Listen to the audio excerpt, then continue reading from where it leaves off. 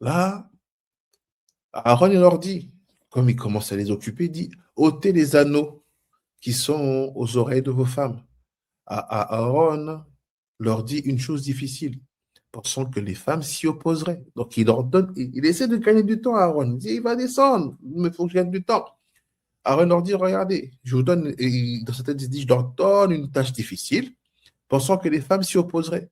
Car elles avaient vu tous les miracles et tous les prodiges que le Saint béni soit-il avait accomplis en Égypte et à la mer et au mont Sinaï.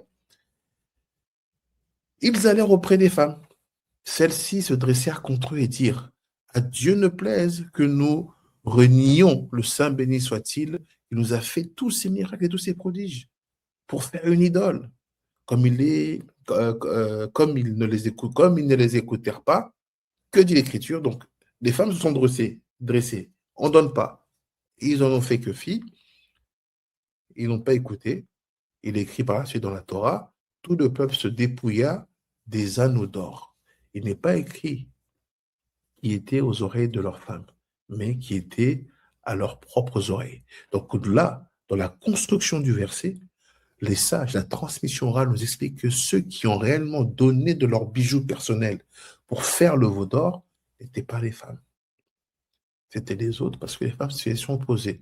De ça, les femmes vont avoir beaucoup de mérite, mais ce n'est pas le moment aujourd'hui.